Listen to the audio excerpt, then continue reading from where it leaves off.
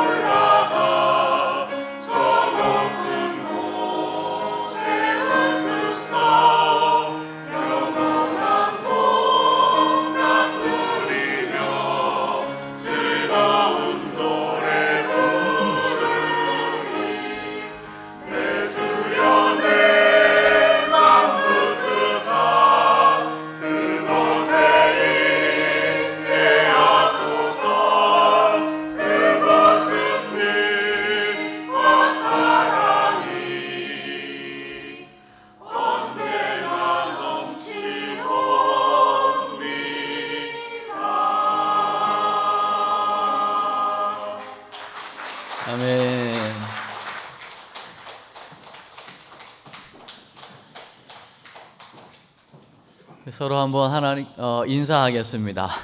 주의 이름으로 사랑하고 축복합니다.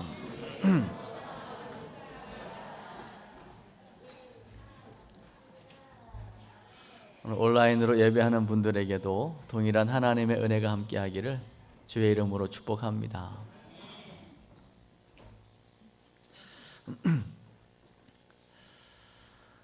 귀한 찬양 감사하고요. 오늘 491장 저 높은 곳을 향하여 이 찬양하면 여러분 어떤 마음이 드시나요? 네? 소망이 생기세요? 빨리 가고 싶으세요? 평안하세요?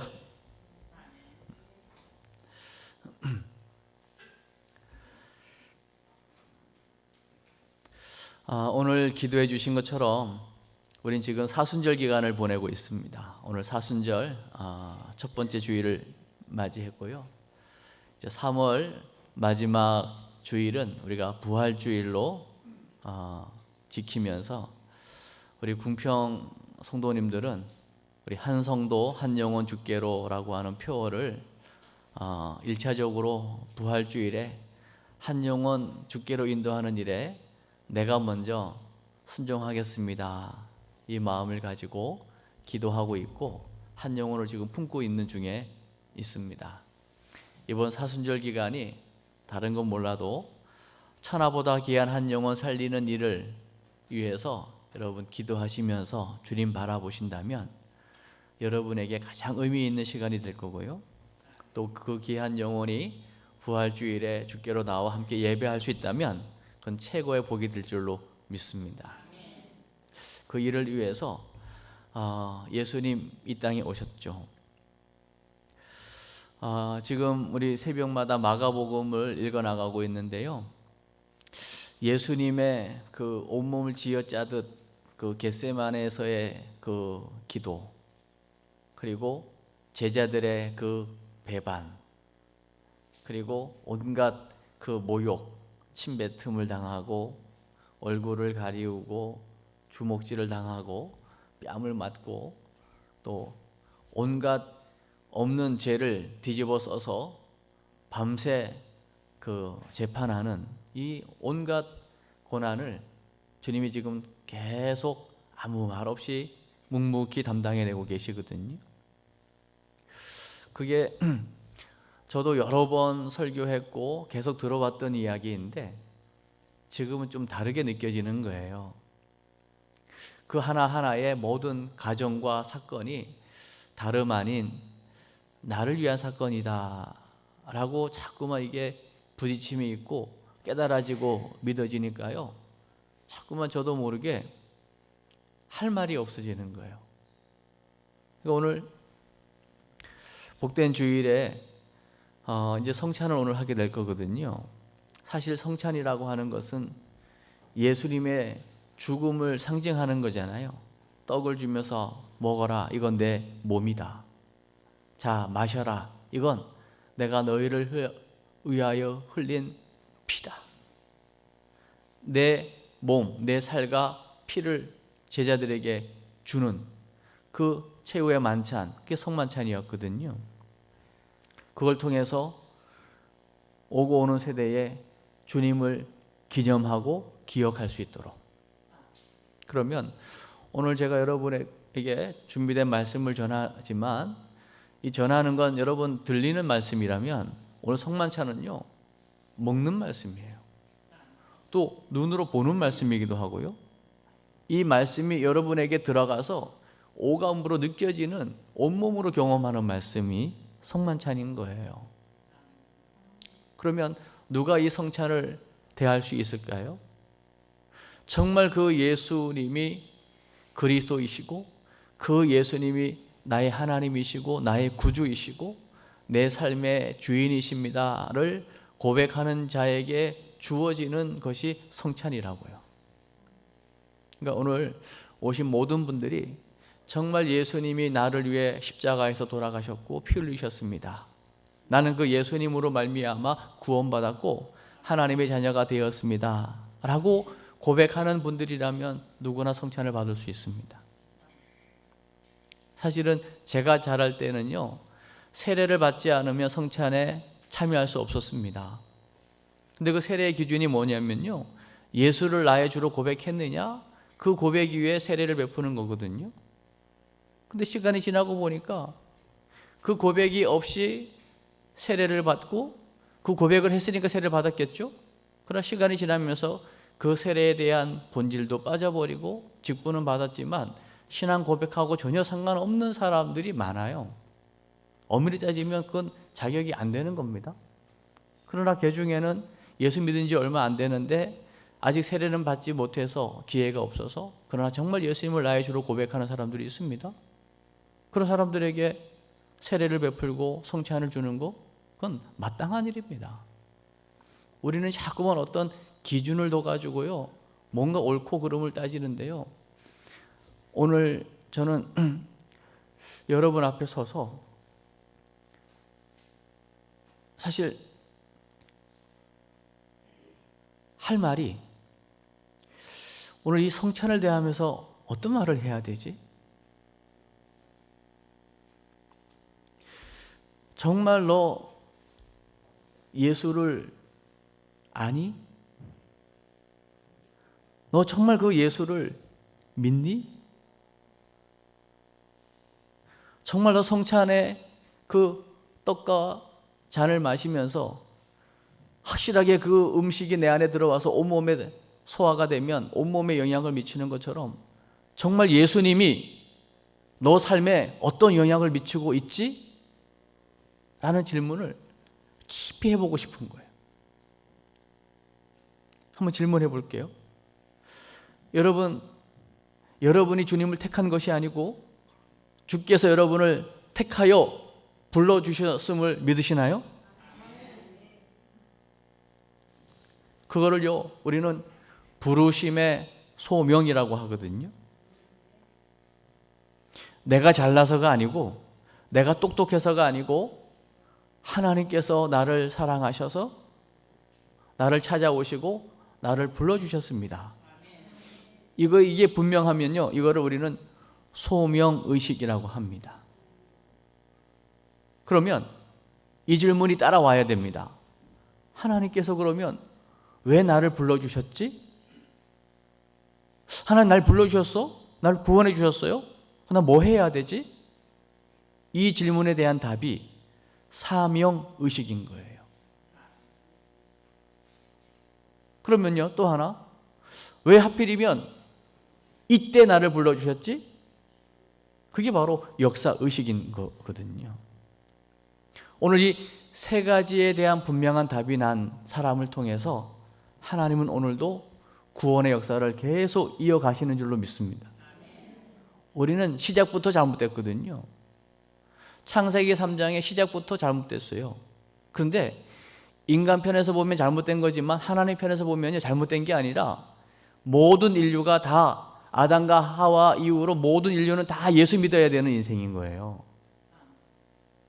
그래서 구약에는 그 오실 메시아만 바라봐도 구원을 받았고요. 신약은 그 오시기로 한 예수가 오신 거고요. 근데 신약에 그 예수가 오셨지만 알아보지 못해서 그 십자가에 예수를 죽여버렸다고요. 그러나 그 예수는 우리를 위해서 십자가를 지셨지만 그게 사명의 길이었기 때문에 자기의 목숨을 아끼지 않고 십자가에 드렸거든요. 그 사명 감당을 통해서 우리의 구원이 이루어진 줄로 믿습니다. 그리고 하나님이기 때문에 부활하시고 승천하셔서 이제 요한계시로 다시 오실 주님을 우리는 기다리고 있는 중이죠. 그러면 부활 승천하신 주님이 어디 멀리 가셨습니까? 그 예수를 고백하는 자의 심령 속에 오늘도 성령으로 일하시고 역사하시는 줄로 믿습니다. 너무나 분명하고 너무나 확실한 이 복음, 이 놀라운 증거를 우리에게 주셨기에 우리가 지난주에는 부르심의 소명이었죠. 제자로 부르심에 응답하라. 주님, 우리를 주님을 끝까지 따라가라고 제자로 불러주신 줄로 믿습니다. 그러면 오늘 말씀을 통해서는 그러면 나를 구원하신 주님이 내가 무엇 하다가 주님 따라가기로 하는가, 라고 할 때에 거기는 사명이 나오는 것이고 사역이 나오는 거거든요. 사역, 사명 다른 것 없습니다. 날 살리신 주님의 그 애끓는 소원은 나처럼 또 다른 영혼 살아나기를 원하는 게 주님의 소원이고, 그것이 구원받은 우리가 해야 될 또 다른 사역인 줄로 믿습니다. 이 사역으로 우리를 부르신 거예요.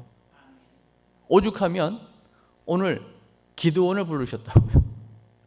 여러분, 사사기 하면 생각나는 사이클이 있을걸요? 이스라엘 백성이 범죄하잖아요.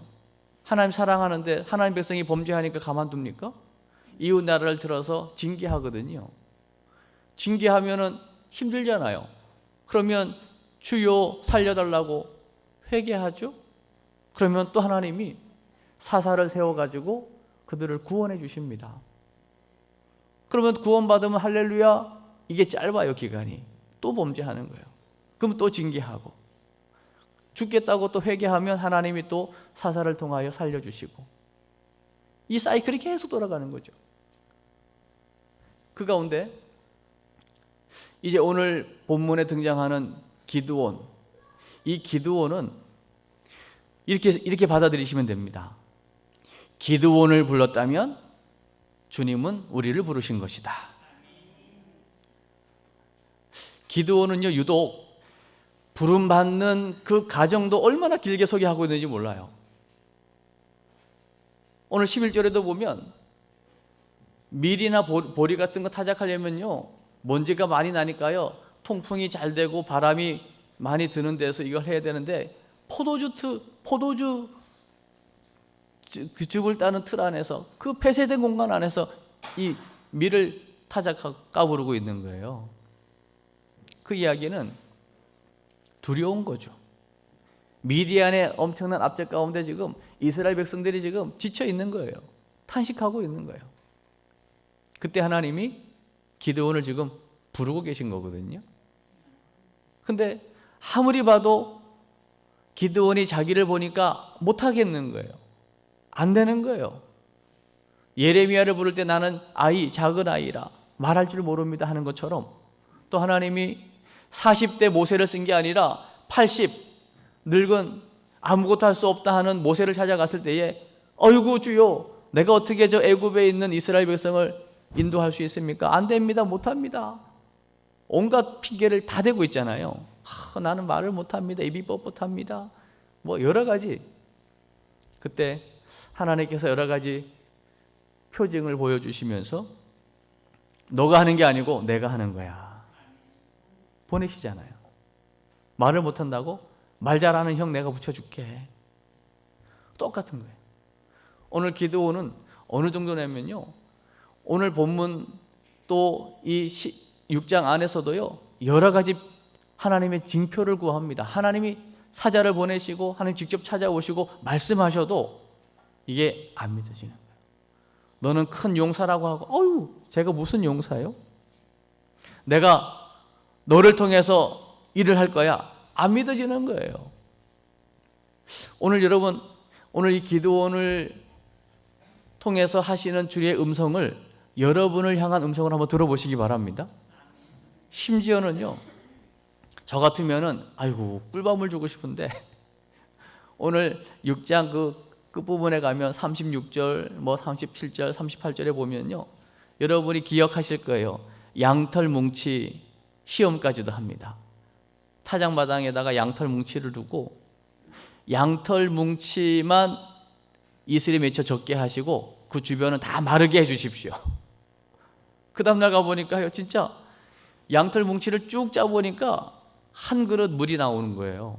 그리고 그 주변에는 물이 없어요. 이 정도 되면은 아이고 하나님 하고서 무릎을 꿇어야 되는데요, 이 기드온은요 그걸로도 의심이 생겨가지고요, 주여 죄송합니다, 한 번만 더. 그리고 이번 거꾸로 양털 뭉치 주변은 다 이슬이 적게 하시고 양털 뭉치는 마르게 해주십시오. 여러분, 처음 게 쉬울까요? 두 번째 게 쉬울까요? 말을 잘못했네요. 어떤 게 어려울까요? 둘 다 어려워요. 근데 정 따지자면 사실은 두 번째 게 좀 더 어려울 수 있어요. 양털 뭉치 특성상 수분을 흡수하기 때문에요. 뭐 이슬이 있건 없건 온도 차이가 나고 밤이면은 축축할 수밖에 없는 거거든 사실은요. 근데 그 다음날 보니까 진짜 양털 뭉치는 뽀송뽀송하고 주변은 다 젖어 있는 거지 이슬로. 그제서야 하나님의 부르심에 순종하는 기드온의 모습을 볼 때 어찌 보면 저와 여러분보다도 더한 사람이 기드온이다. 그러나 저는 욕하고 싶지 않아요. 왜냐?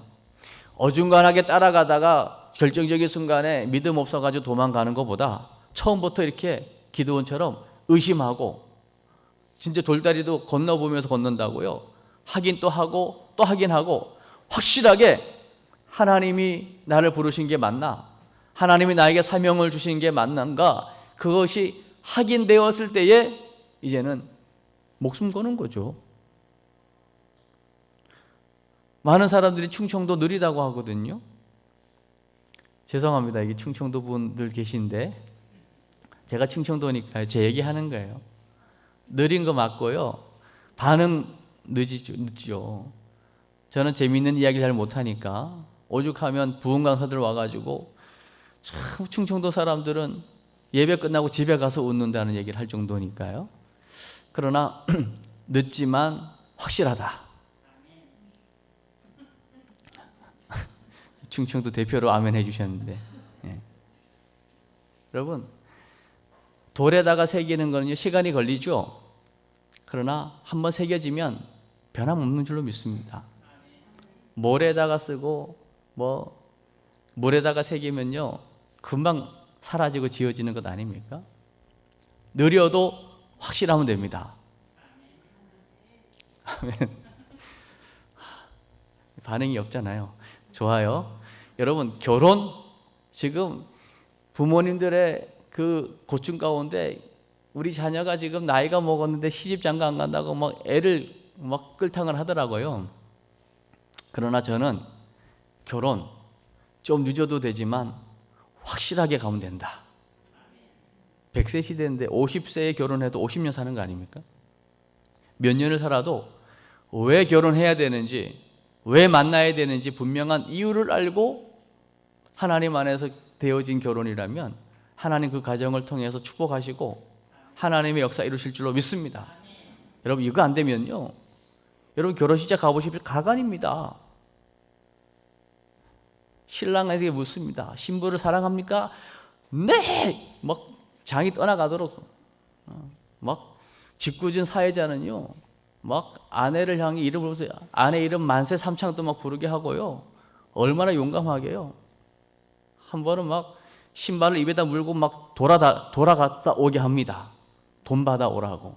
그러면 그 아내를 얻겠다고요. 그 신랑이요 그 냄새나는 신발 입에 물고요 회중이 한 바퀴 돌아가지고 돈을 받아올 정도예요. 그렇게 사랑한다고 막 아내 없으면 미칠 것 같은데요. 지금 우리 젊은이들 이혼율이 50%입니다. 결단으로 됩니까?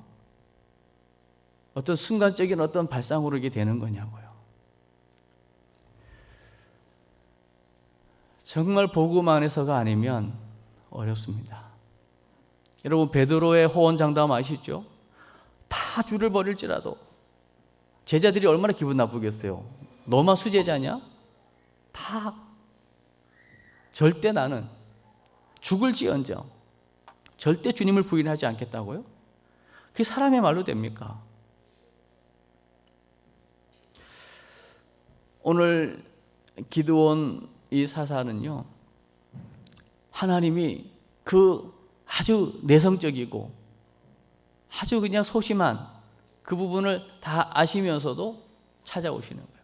그리고 길게 이 기드온의 부르심의 사건을 길게 이야기하는 건 누구든지 쓰임받을 수 있다는 것이고 하나님은 오늘도 사람을 부르신다는 것이고 하나님은 오늘도 이 구원 역사를 위해 사람을 찾고 계시다는 거예요. 거기에 저와 여러분이 부름받은 줄로 믿습니다. 왜 불렀을까요? 그 이유를 아는 거죠. 다른 이유가 아니라 사명 감당하게 하기 위함인 줄로 믿습니다. 여러분 사명이 클까요? 목숨이 클까요? 할렐루야. 여러분, 사명이 큽니다. 오늘 제가 부름의 말씀할 때요, 사도 바울이요, 예수님을 만나기 전에는 예수 믿는 사람 잡아 죽이는 자였거든요. 거기에 1인자였거든요. 그러다 예수님을 만나고 나니까 예수님을 전하는 일의 1인자가 됐다고요. 어느 정도냐면요, 이제 예루살렘 올라가면 엄청난 환난과 결박이 기다리고 죽을지도 모릅니다. 많은 사람들이 그렇게 염려해주고 기도하면 계속 그런 환상을 보는데도 바울은 오늘 이렇게 얘기하는 거예요. 내가 달려갈 길, 주 예수께 받은 사명, 이 하나님의 은혜의 복음을 증언하는 일, 이거 마치려 하면은 내 생명 조금도 아깝지 않아. 복음 전하는 사명이 더 크다는 거예요. 그러니까 오늘 우리 안수 집사님 기도해 주실 때 우리 궁평교회 우리 성도들에게 교회를 건축하는 것이 사명이라면 그렇게 기도해 주셨거든요. 여러분, 이 마지막 때에 이 지역에 수많은 영혼들이 지금 몰려오는데 그 귀한 영혼들을 살리고 우리 다음 세대들을 살리고 이 교회를 통하여 이 지역의 구원의 방주 역할을 감당하는 그 사명 감당하기 위하여 부득불 교회를 짓는 것, 이것이 사명이라면 이게 사명이 될 때는요, 아까울 게 없는 거예요. 아멘. 제가 어제도 인천에 장례식장 다녀왔거든요. 한 번 가는 거더라고요. 그러면 정말 내가 평생 섬겼던 교회, 우리 다음 세대들에게 내가 뭘 남겨주고 갈 것인가? 그건 당연히 기도해야 될 제목인 거죠. 오늘 우리 기성세대들이 올라오는 다음 세대들, 또 여러분이 품고 있는 천하보다 귀한 한 영혼들 있지요? 다음 세대들. 그 영혼들이 여러분의 그 기도와 여러분의 믿음과 신앙을 그대로 물려받아야 되죠. 그리고 이 지역의 다음 세대들을 담아낼 수 있는 그릇을 준비하는 일에 당연히 이게 사명이라면 아낌없이 쓰임받는 것이 하나님의 기쁨인 줄 믿습니다. 그래서 오늘 이제 궁평의 만나를 제가 지금 사실은 아주 짧게 요약을 한 건데요. 한번 제목을 한번 읽어봐 주십시오. 시작. 사역으로의 부르심에 응답하는 거예요. 여러분, 우리가 지난주에는 소명의식이었다면 오늘은요, 사명의식입니다. 하나 우리를 부르신 이유는요, 사용하시려고요. 아멘. 일하라고. 어린 아이 때는요, 응애 그냥 먹고 싸고 하는 것만으로도 기뻐요. 그러나 그 아이가 자라서요, 때가 되면 학교도 가야 됩니다. 때가 되면 사회생활도 해야 되고요. 때가 되면 군대도 가고 시집 장가도 가야 되는 거잖아요. 그게 이제 그때에 주어진 사역, 사명인 거죠. 구원받은 우리에게는 당연히 또 다른 영혼을 구원해야 될 사역이 우리에게 주어진 거라고요. 아멘. 이것을 하기 위해서 우리는요, 온전한 그리스도인으로 나아가야 됩니다.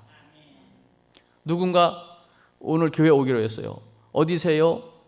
거의 다 왔는데요. 거의 다 왔다고요? 아직 안 온 거예요. 또 한 번 어디신가요? 지금 예배실에 와서 기도하고 있습니다. 온 거예요. 여러분, 거의 그리스도인이 아니라 온전한 그리스도인. 주님과 가까워지는 게 아니라 주님 안에 들어온, 주님이 내 안에, 내가 주님 안에, 주님과 온전히 연합되어진 그리스도인. 내가 실수할 수 있고 넘어질 수 있거든요. 그러나 여전히 내 안에 주님이 계시고 나는 주님과 함께하는 그리스도인. 그러면 틀림없이 변화는 일어납니다. 그냥 멀리 갈 것도 없고, 제가 저를 보니까 그래요. 부끄러운 고백도 제가 좀 했었거든요. 새벽에 오신 분들은 이제 새벽에는 뭐 제가 뭐든지 하잖아요.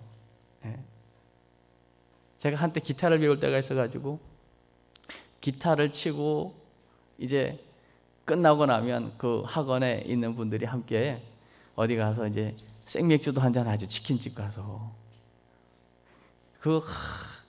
나는 교회 다니고 예수 믿기 때문에 저는 할 수가 없는데요 라고 거부할 수 있는 신앙이 없는 거예요.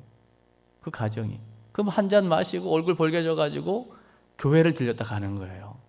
그것도 맨 앞자리에 가서 주여 안 되네요. 안 됩니다. 제 이거밖에 안 됩니다. 제 한계입니다. 저를 불쌍히 여기달라고 기도하고 집에 걸어가죠. 근데요, 이런 가정이 필요하다니까요. 이런 가정이 계속될 것 같습니까? 어느 날 하나님이 담대함을 주시고요, 변화를 주시는 거예요. 네. 누군가 유튜브로 이거 보면은 우리 재용이에게 그런 일이 있었어? 그럴지도 몰라요. 네. 저도 사람이니까. 그러나 정말 주님을 끝까지 인정할 때 온전한 그리스도인으로 바뀌어지는 줄로 믿습니다. 오늘 성만찬이 여러분에게 온전한 그리스도인으로 사라지게 만들고 온전한 그리스도인으로 바뀌어지는 변화의 시간 되시길 바랍니다. 이것이 되어지면 우리가 할 수 있는 것은요, 아멘이고 응답인 줄로 믿습니다. 아멘. 그래서 오늘 궁평의 만나 1번 한번 읽어주시겠어요? 1번 시작. 하나님은 사람을 통해서 일하십니다. 하나님은 오늘 우리 예배하는 저와 여러분을 통해 일하십니다.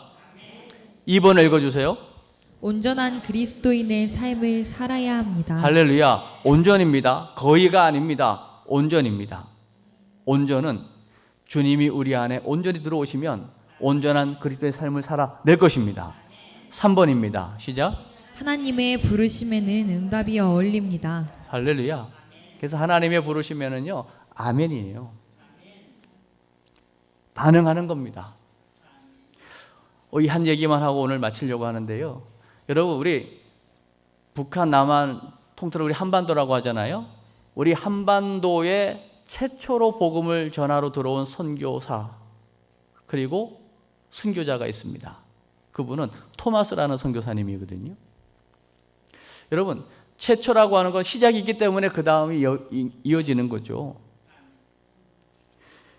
영국에서 목회자의 아들로 태어난 이 토마스 선교사님이요, 1840년도에 태어나서 1866년 9월 5일에 우리 대동강변에서 순교합니다. 24세에 목사 안수 받고요, 중국의 런던에서 파송을 받아서 중국 갔다가 중국에서 조선 사람을 만나서 조선에 대한 이야기를 듣게 돼요. 근데 보세요, 이 조선에 대한 이야기를 듣는 내내 이 토마스 선교사님의 가슴에 불이 붙는 겁니다. 조선. 그리고 어떤 마음이 드냐면 저 조선 땅에 내가 성경을 보급해야 되겠다. 주님이 주시는 마음이죠. 하나님이 우리 조선을 사랑한 거죠. 그래서 배를 타고 그 당시 1800년대에 우리 대한민국, 우리 한반도의 실정은요, 외세의 침입을 너무 두려워하다 보니까 우리 조선 사람들이 아닌 또 다른 사람들이 오는 것은 무조건 막는 시대. 막는데도 오면은 죽일 수밖에 없는 그런 아주 위험한 상황인데 이 토마스 선교사가 그 위기를 알면서도 배를 타고 옵니다. 오니 당연히 환영받지 못하고요, 창을 들여대는 그 누군가에게 한마디 합니다. 야소, 예수 전하고 성경책을 안겨주고 결국 죽고 맙니다. 이게 어찌게 보면요, 굉장한 이게 손해입니다. 제대로 복음 전하지 못해보고 죽은 거잖아요. 그게 최초의 선교사이고 최초의 순교자가 된 겁니다. 그때의 나이 27세. 우리는 뭐 지나간 이야기고 우리랑 직접 관계가 없다고 생각할지 모르지만 그 한 젊은이의 그 성경을 던지고 예수 한번 외치고 죽은 그 죽음, 그 순교의 피가 이 한반도에 뿌려진 거예요. 그걸 시작으로 수많은 선교사님들이 들어왔고 이제는 반대로 대한민국의 수많은 선교사가 전 세계를 향해서 나아가고 있는 줄로 믿습니다. 부르심의 소명, 왜 불렀는가에 대한 사명의식, 왜 지금인가에 대한 분명한 역사의식을 가지고 우리는 더 급하잖아요. 이제 여러 가지 세계 그 증세들을 볼 때에 주님 오실 날이 얼마나 가까웠는지를 우리가 지금 아주 실감하는 때를 살아가고 있지 않습니까? 오늘 이때에 다시 한번 오늘 말씀 여러분 마음에 새기면서 이제는 나 혼자 구원받은 걸로 끝나는 인생이 아니라 사역으로의 부르심에 응답하는 그런 복음의 증인으로 살아내는 여러분 모두가 되시기를 주의 이름으로 축복합니다. 우리 이 시간